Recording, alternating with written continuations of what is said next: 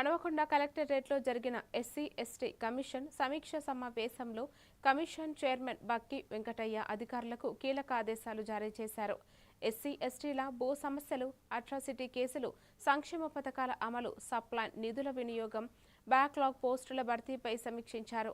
బాధితులకు చట్ట ప్రకారం రక్షణ, ఆర్థిక సహాయం, న్యాయస్థానం సకాలంలో అందేలా చర్యలు తీసుకోవాలని సూచించారు.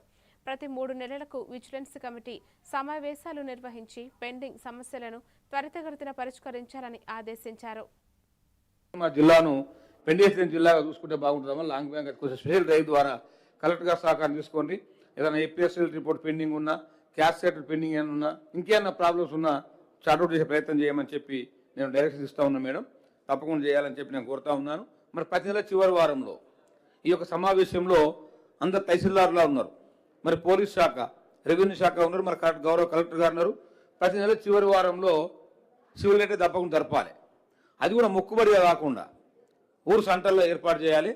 గౌరవనీయులు Bakki Venkataiah garu, honourable chairman for SC ST commission గారికి, ఈ మీటింగ్కి వచ్చిన all the district officers, DCP garu, ACPs and all AC revenue గారికి, మిగతా అందరూ కమ్యూనిటీ నుంచి వచ్చిన అందరికీ నమస్కారం. సార్, మీరు చెప్పిన బట్టి లైక్ మన రివ్యూ మీటింగ్ అప్పుడు చెప్పిన కొన్ని అంశాలు అన్ని నోట్ చేసినాము. ఇంతకుముందు కొన్ని 2 ఇష్యూస్ గురించి కూడా మెంబర్స్ మాట్లాడారు. ఒకటి ఊర్ చెరువు గురించి. సార్, యాక్చువల్గా లాస్ట్ ఇయర్ మనకు మొంతా సైక్లోన్లో ఇది మన మొత్తం స్టేట్లో యాక్చువల్గా వర్స్ట్ అఫెక్టెడ్ ఏరియా అది. ఆ వివేక్ నగర్ కాలనీ ఉండొచ్చు, సమయ్య నగర్, భద్రకాళి అమ్మవారి డెవలప్మెంట్ ఇష్యూ గురించి. ఇది కూడా ఒక కొత్త ఇష్యూ ఏం కాదు. దాదాపు లాస్ట్ 10-15 ఇయర్స్ నుంచి ఈ టెంపుల్ డెవలప్మెంట్ కి ప్రణాళిక ఉంది.